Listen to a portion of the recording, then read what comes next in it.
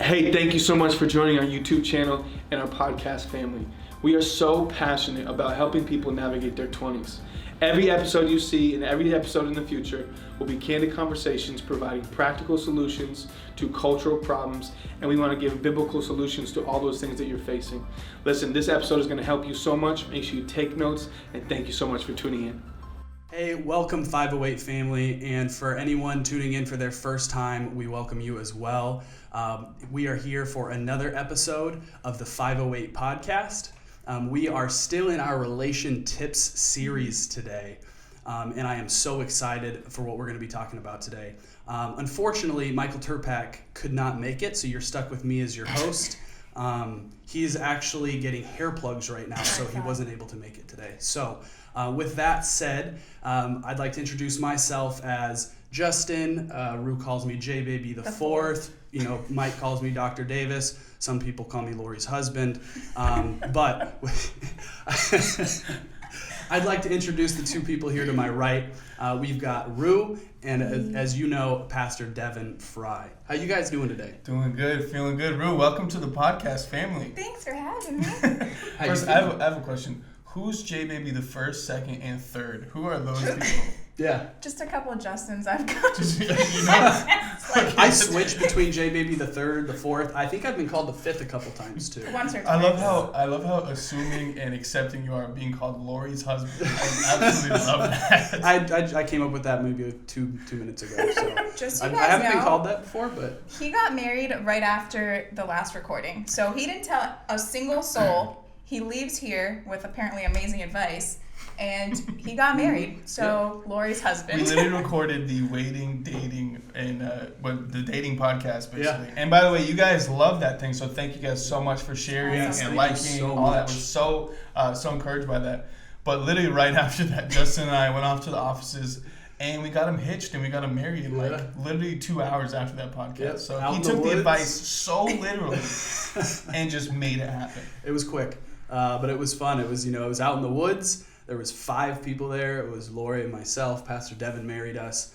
And then we had a photographer, as well as Becca, who you'll see here in the upcoming episodes. Come on. And it was just a wonderful experience. It was really nice. It was quaint. It was quiet. It was just a private, really intimate setting, in the middle of quarantine and Corona. Everyone has chaos. It was just a nice day to have some We all peace. know what he was trying to accomplish.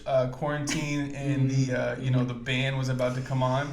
And so he's like, you know what? I'm going to use quarantine season wisely. I'm stuck with Lori. And let's just hope he doesn't get pregnant in short time. If I have to Quarantine and chill. If I have to be stuck inside with someone, I would rather be stuck inside with my wife. It was a genius move, to be honest. But we're happy for you, man. Congratulations. Appreciate it. So how are you guys doing in quarantine? Give us a little update. How you doing, Rue? Rue's losing it, to be honest. Yeah, if you want to read my last text message from her, she's like, I'm losing my mind. I need assistance and I need help. But I'm doing pretty good. I thought you got that text message like most of the time, though. That's true. It was well before. Okay, I feel attacked. I feel attacked. That's actually my Friday text messages with her the past At least twice a week, actually. Yeah, it's a lot. So. Yeah. But we're doing good. I'm doing good. Good. Glad to hear it. So for those of you who may have not tuned into our previous episodes, I think we may be able to link them up here, somewhere around here. But we are in our relation tips series.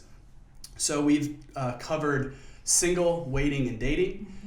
We talked about mentorships, and if you haven't seen that, make sure you go watch it.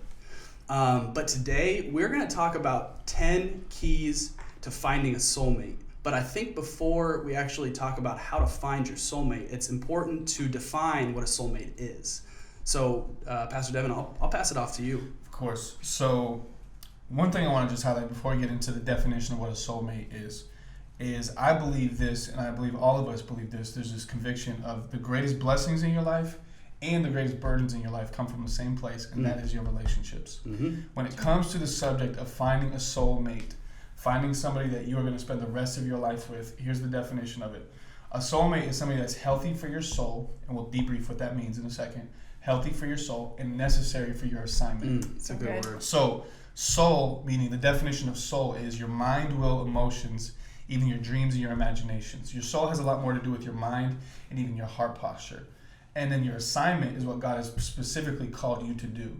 And so the Bible says so many different times, especially even in Genesis with Eve, Eve was a helper suitable for Adam. Mm-hmm. And so that word suitable, it's not just, remember, it's not just sexy, but it's suitable. Something that doesn't just look attractive to you, but something that's helpful for you to advance your assignment and your purposes. Does that make sense? Yeah. Yep. It's a great And so word. that's what a soulmate is. Somebody that's healthy for your soul. And I want you guys to talk about that a little bit. Like, what does healthy for your soul mean in your eyes and your perspective of, somebody that's healthy for my mind, will, emotions? I don't know, you guys maybe seen some bad things and some trauma stories. Maybe you guys have seen some good stuff. What would that be defined as for you guys? So for me, I've had multiple relationships in the past, but obviously only one has stuck. But the thing that really stood out between those past relationships and Lori is that she really drew the best out of me when it came to my relationship with God, and made me, she challenged me when it came to my love for Christ. So good. It was funny because she was telling me about how she put together this list of who she's looking for when she was back in Brazil, and the number one thing she wanted to look for was that her husband loved God more than he did her and his family. And so she really challenged me to do that. I'm not here to only pursue her. I'm here to pursue Christ first, and then in that, I then pursue her. So powerful. What would you say? Well, I think to go off of that, one, they challenge you to push that relationship and pursue your relationship with God, but also I think the things that you like to do, because those things make you happy. Mm-hmm. So, they motivate you to, like me, you work out because you have to, not because you necessarily love it, but, having someone that was like, hey, let's go work out together, or, you're at work, what's your next step? Let's pursue that next step in your career, or just things that really make you happy, and bring you peace. I think instead of having you be so caught up in the moment, if you're worried about things going on in your life, that it's someone that helps you, bring it back and just navigate the situation. That's good. You're crushing this podcast, by the way. You're absolutely killing it right now. Freaking out. Something that kind of came to mind was, one is, your spouse, your significant other, or your soulmate. Although the term soulmate is not found in Scripture, it's supported in Scripture. Mm-hmm. And so somebody that, God will present to you. I'm going to talk about this in tons of different podcasts and episodes and sermons and stuff like this. So you'll hear it a lot. But God presents, but we choose. Mm-hmm. And so we'll talk about this later on in this message. And so that's something I want all of us to understand is your soulmate or your spouse one day will be your greatest liability or your greatest asset in life. That's great. So you have to learn how to choose it well and to choose it wisely. You can't do it off of feelings, but you have to do it off of fruit, looking at patterns, looking at health. And so, it's not so much, we don't date off of potential. You got to date off of patterns. Does that make sense?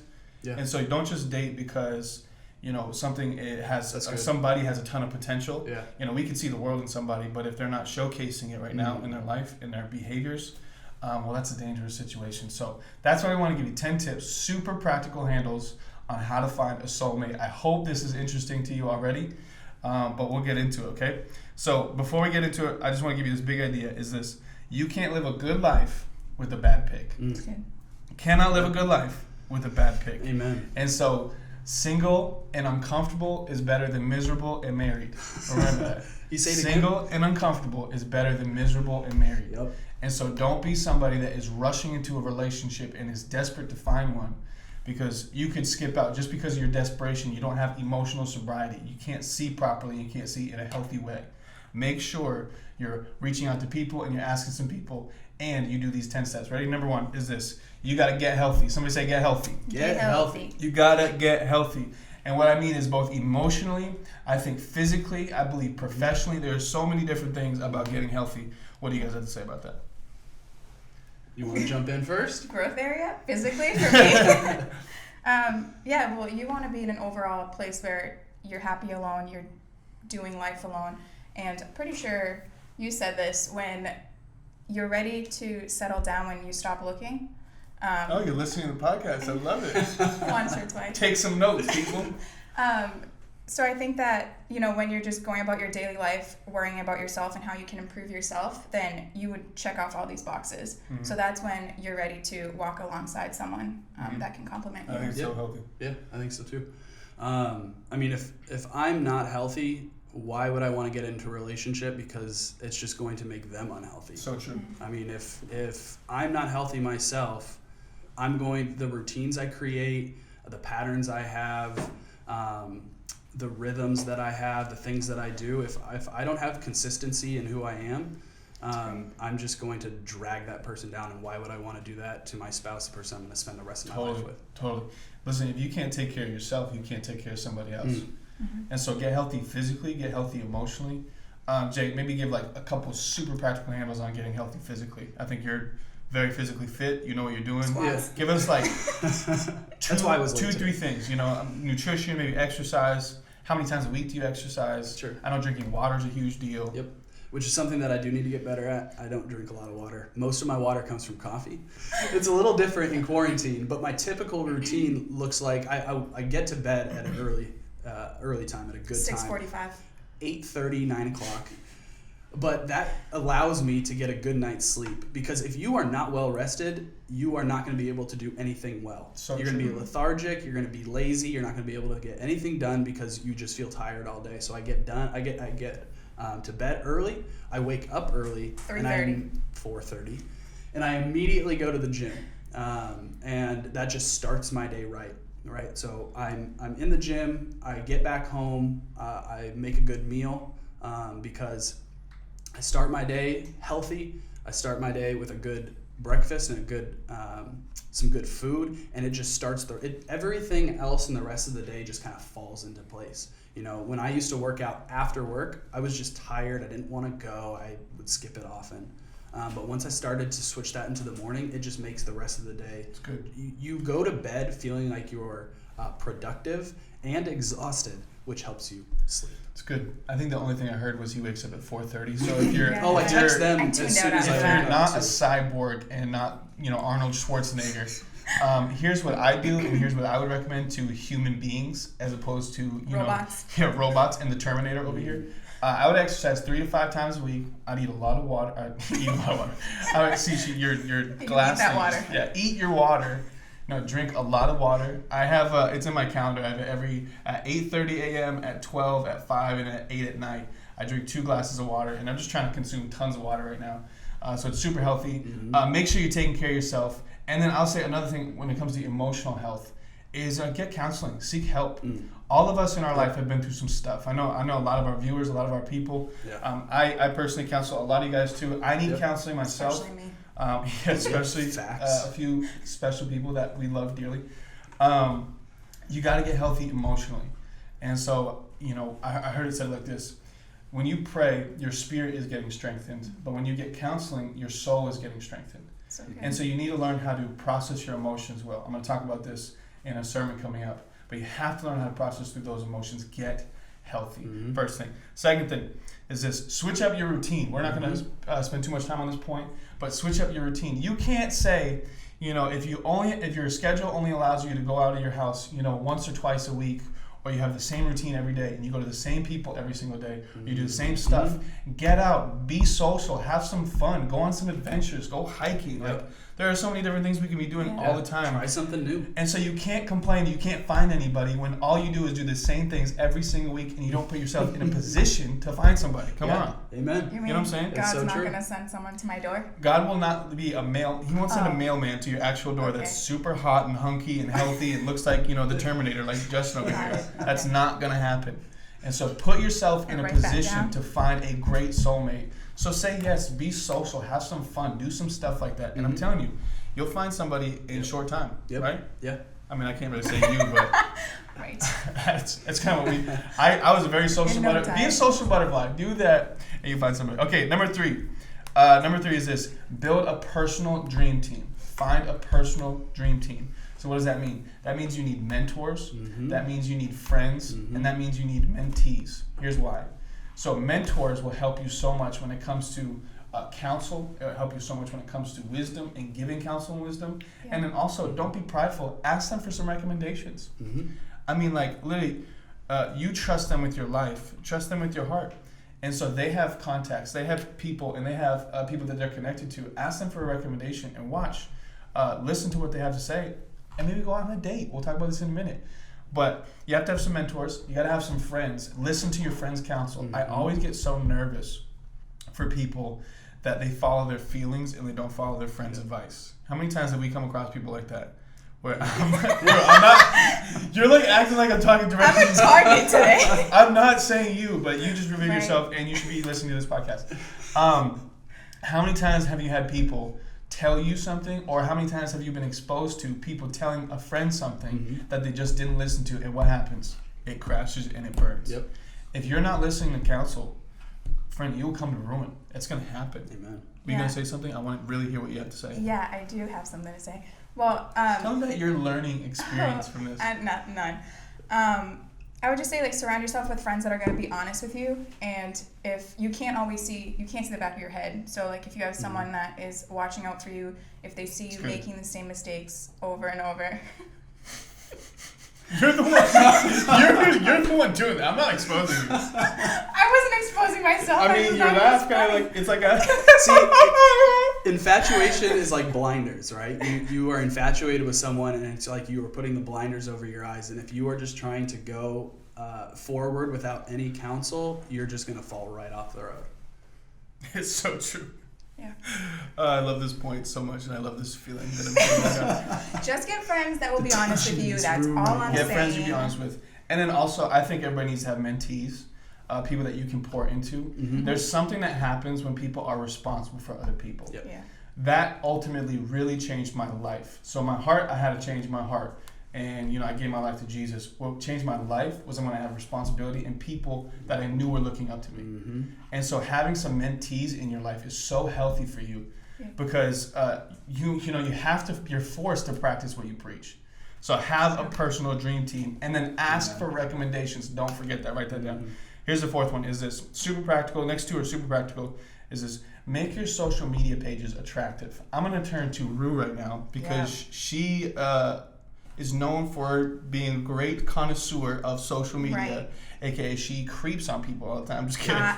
If you need to find somebody, I'm not kidding. Right here. This girl all I need is one name. She is First the name. FBI of social media, and so She can find anybody. like how important is a social media, your pages, what you post, all that stuff. Well, nowadays, and especially now in the season we're in quarantine, like that's all you really have to say about someone is like when you creep on them or you stalk them or you just I wouldn't use necessarily those two words. I would be like, find, pursue, but creeping and stalking. All you have to look at is their page. So what you're putting out there is what is that first impression. So especially I think for ladies, it's super important. Like, are you showing off a lot of skin? Like, is that what you want to attract? Because if a guy's looking at you for that, that's a whole other. So listen, the bait you use will determine the fish you attract. And so the fishes or the things that are, attracting to your page, it's probably not their fault. It's probably your fault. I think it's just like a self-respect thing too. Like, how much do you want to just put out there for the whole world to see? Like, get to know me first. I think it's for girls especially. I think it's really important. But don't post stupid stuff. Like, nowadays there's so many controversial subjects, and nobody wants somebody that is constantly negative, posting negative news, all that kind of stuff. Clear some of that stuff out. If you do this for a job, how many know you should do this for a relationship? Clean your stuff up, look nice, stop posting controversial things, and just watch. People will be much more attracted to you that way. Jay, you had something to say? No. Okay, never mind.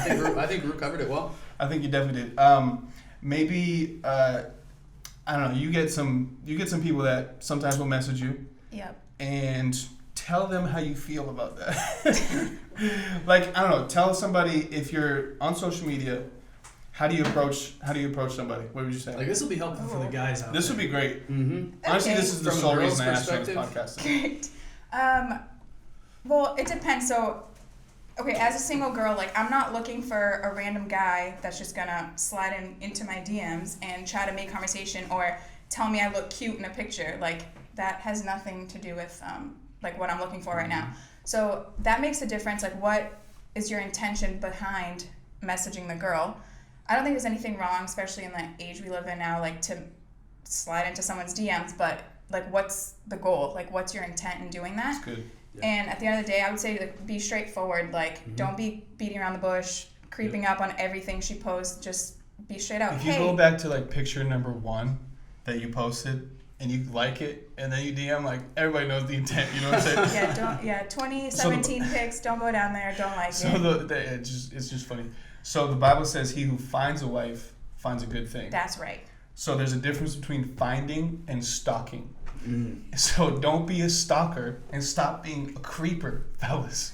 Maybe we'll talk about this in a future episode. So okay, let's keep going. Private investigating. Yeah, PI rule. Okay, number 5 is this: be approachable. Let's go fast through this one. Be approachable. Make sure your face, knows that it's happy. Sometimes I see people, like I had to coach somebody recently, and I won't reveal who it is, but I had to coach somebody and just be like, hey, just smile more, have fun, like be approachable. Don't have this bravado on that people are maybe nervous or intimidated to approach you. And so be super approachable. Smile, laugh a lot. I don't know, what would you guys say? Anything else you'd add to that? No. Kind of being approachable? Yeah.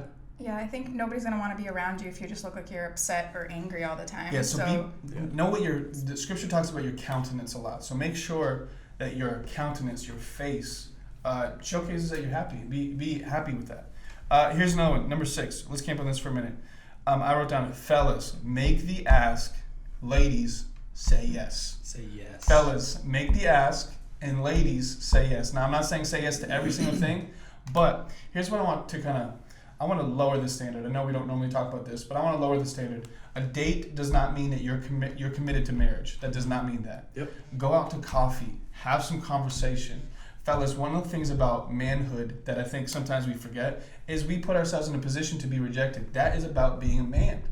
And so you have to learn how to say and make the ask. And it doesn't mean on social media. Come on. It does not mean on social media. What it means is ask somebody out on a date if you're interested. And if they say no, that's okay. But ladies, make sure you're forward with it as well. Make sure you're not, subliminal in how you communicate. But we're adults now. Yeah. We're young adults. We're grown up. We have to have some tough conversations occasionally. And if you're not interested, that's okay. But I think at the same time, you know how many times I've had conversations with girls, especially, where they're like, I wasn't necessarily attracted to him at first, but then I got to know him, and then I realized, he actually dresses really nice, and he's really, handsome, and then you get treated right. So I think that's why it's so important to engage in conversation and have inform relationships. So fellas, make the ask. Ladies, say yes when you can, especially if it's just a low-key date or a coffee or something like that. I think we need to lower that standard. Something I wrote down here in my notes are, men are called to be leaders in marriage, and they should be with dating as well. Ephesians talks about this in 1 Corinthians 11:3, if you want some homework. But men are called to lead in marriage. Therefore, you should lead in dating as well. That means leading and taking care of her heart. That could be somebody else's wife or certainly somebody else's daughter. And so be very cautious with the gift that God has given you, even if it's for stewarding it for a 2-month period or one date. Make sure you're leading her well and show her what a man of God is supposed to look like. And ladies, very same thing. Be a woman of God. Stop trying to just attract everybody and anything just because you need attention right now. You have to get healthy, you got to get whole, and become emotionally healthy and physically healthy. Yeah. And just watch what God does and blesses you with. Amen. Yeah, and I think it's important, I know here we have to define the relationship, because no one likes to get into something that they're confused. Both parties are confused on what does the other person want. All that brings is stress, anxiety, and just it starts that relationship off on the wrong foot. For an example, for me, it was one of the very first dates Lori and I went on. I felt like I was being interrogated. We sat down, and I'm like, okay, we're just going to get lunch. We'll meet up and just have some food. And we sit down, and the first thing she says to me is, okay, what are your career goals? I explain my career goals. Okay, well, what is your vision for your life in your work, in your family, and in the ministry? So I'm like, okay, let's break this down. And then she's like, okay, well, what do you think about sex before marriage? I'm like, okay, let's get into this. She went there. She went into it, and we just really defined. It was that I think it was our second date, and we defined exactly what we want out of each other, what we're looking for, because neither of us and none of you should date just to date. You are dating for marriage. That's You're good. dating for an end goal. Why would you ever get into a relationship if there's no end goal? So true. Yeah, So- we date. Sorry, go ahead. I was just gonna say, so make sure you define the relationship up front so there's no I think confusion. it's so healthy, bro. And if people did that, I think there wouldn't be nearly as much heartbreak Mhm. or as much pain that's involved with it. But I think, dating is not for fun. Dating is for marriage. Completely different. And so if you're dating to have fun, or you're dating because you're bored, or dating because you're lonely, that's the fastest way to break their heart, and it's the fastest way to break your heart. Mhm. And so we don't date to have fun. We date for marriage, first and foremost. And then another thing I wrote down is this: you need to strengthen, and you got to understand the context. Strengthen your dating muscle, but that does not mean your kissing muscle. And so it's okay to go out on some dates. Now, I know we talked about this in detail at one social one time. It doesn't mean you have to go out on dates constantly, because somebody that's desperate and constantly looking for a date just showcases their desperation and probably their insecurity. But it's okay to ask somebody out on a date, go to coffee, have some fun, get a conversation, get to know each other, as long as the relationship is defined. So strengthen the dating muscle, but that does not mean your kissing muscle. You shouldn't be kissing everybody. You shouldn't be touching everybody. Define the relationship first and foremost, but dating is not for fun. Dating is for marriage. Let's keep going and working Can through I add this. something really quickly Go in ahead. there? You had this in there, Dev. Just because if you get rejected, it doesn't mean it's you or you had your identity, but it's just a compatibility. I think everyone's been rejected at one point, or you've been in a situation where like, oh, I don't know if they're going to say yes or no. Like, it's okay to get a no. I don't think it says anything about you, and it shouldn't put you in a place where you feel insecure or you're not good enough. You can still be friends. It doesn't have to be awkward, because I think a lot of people are scared of that. Like, So okay, well, true. if they say no, it's going to ruin the friendship. Like, don't look at it that way. So true. And if you're around the right people, like, they won't look at it that way either. That's part of being an adult. Yeah. It's not saying as rejection of your identity, but compatibility. I think that's so healthy and so wise, Rue. Let's keep moving on, because we got minimal time. Number 7, I wrote down: write down your needs and your preferences. And there's a big distinction between both of them. True. So your needs are like, these Muscles. are non-negotiable. What'd you say? Muscles. That would definitely be a preference, Rue. I was kidding. But your needs, Characteristics. it's totally just jacked it up. Your first it was the cup, now it's this. Okay, so your needs are your non-negotiables, things that are characteristics, meaning like, you need somebody, ladies, you need somebody that is a man of God, not somebody that just goes to church. It's a completely different story. You need somebody that's a man of God, doesn't just go to church. You need somebody that loves Jesus, doesn't just serve on a team. You need somebody that can take care of their finances and steward their finances well. It doesn't mean they need to make crazy money, but they have to be a great steward. It's much more characteristics than character traits. So I'm not going to list the non-negotiables. Maybe that's something we can have. And if you have comments or questions, write down in the comments, and then maybe we can get back to you on some of those things. Yep. But write down your needs and your preferences. Something I wrote down was this: the clearer your vision, the fewer your options, and the easier your decisions. I'll say it one more time. The clearer the vision, the fewer the options, the easier the decisions. Let's use Justin and Lori for a case study. Lori knew what she wanted, and Lori knew what she needed, and she was looking for him and interrogating him. At some point, the relationship needs to change from we're just having fun and getting to know each other to saying, okay, is there room for commitment? And so she asked him the questions on, career, about God, about sex. And so you need to have those conversations at some point. It's not just to have fun together or because we're bored or because we're lonely. Write down your needs and write down your preferences. Do you guys have anything to add on this? No, I think it's good. I know the Bible just says to pray specifically. And that's what Lori told me last night. We were just talking. I never heard this before, but before she moved here, she wrote down a list and wrote down every single thing she wanted in a man when she got married. So powerful. And Such a the helpful Bible exercise. says to pray specifically. You're not just looking for a tall guy with muscles. It's very specific on what are the characteristic traits that you want in a husband, because you're going to be with them for the rest of your life. So true.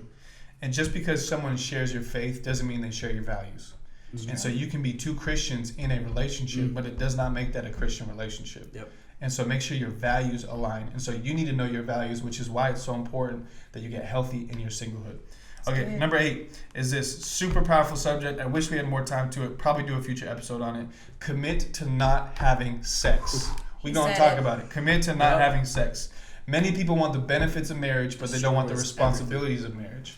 And so I think it is so valuable and it is so important that you learn how to separate sex, learn how to delay gratification, Because first of all, it's not a curse. God made it, and that's a good God. Can I get an amen? Justin? Amen. Oh. You should not be amening that. One day. We declare purity Amen in Jesus' and name. amen. But listen, so you need to make sure that you have commitment before you have physical interaction. And so this is how the world does it. The world does it physical first, intimacy second. Intimacy first, and then information second. The world goes, God's culture and kingdom goes information first, intimacy second. You have to get to know somebody before you engage in sexual activity with them. And I wish more people did this and talked about this, especially when I was being developed and raised. It was always told to me in church settings, don't have sex. And it was always why we don't, or it was always what you should not do. For me, I'm kind of teaching people why you shouldn't do it. One, spiritual focus is you lose the favor of God on your life. Yeah. And we will talk about this so many times on this podcast because it is so valuable and it is so important to talk through. But you lose the favor of God in your life first and foremost. And that's something I will never give up for anything. Nope. Yeah. And then secondly, just from a relational standpoint, it complicates so much in your relationship. Everything. As a matter of fact, people that are having sex premaritally, oftentimes it's a mask for how unhealthy the relationship actually is. And sex is what's keeping it together, even though God's trying to pull it apart. Mm-hmm. And so that's what happens when people are having sex in physical intimacy before you even get to know somebody. And hear me, that is somebody else's wife or husband possibly. And so steward their heart well. Mm-hmm. And committing not to have sex is one way you can get healthy yourself. Because how many know? I think so many people know, and you guys watching this, so many of us know how complicated sex has made our lives and how painful it has made our lives. Or the scars that we bear because of it, because it just complicates and hurts so many different areas of our life. So true. You know what I'm saying? Mm-hmm. Commit to not having sex. 2 more things and we're done. Is this, I think this is so important, and this is why we left it for the last 2, is fast and you have to pray. Mm-hmm. It's because, listen, fasting disconnects you from the world and praying connects you to God. Mm-hmm. You need your spiritual senses heightened. It is so valuable. You need your spiritual senses heightened so that you can pick well. And here's the last one is you got to choose. Mm-hmm. You got to choose. You don't need a miracle. We talked about this in the last episode. You need maturity. Mm-hmm. So you don't need a miracle of God saying, this is your wife. Here, I am presenting her to you. Yep. You need maturity to be able to have the eyes to pick and the heart to choose and the emotional health to withstand another person and to take care of them well and steward them well. So good. So God presents, but you pick. 10 ways to find a soulmate. Let me review them one more time is this. Number 1, get healthy. Number 2, switch up your routine. Number 3, build a personal dream team. Have mentors, mentees, and friends. Make your social media pages attractive, super practical. Be approachable. Make sure you ask some friends, are you approachable or are you not? Number 6, fellas, make the ask. Ladies, say yes. Number 7, write down your needs and your preferences. That's a great homework assignment. Make sure you write that down. Pause this video, pause the podcast, write down some needs and some preferences. Number 8, commit to not having sex. Mm-hmm. Number 9, fast and pray. And number 10, now it is your turn to choose.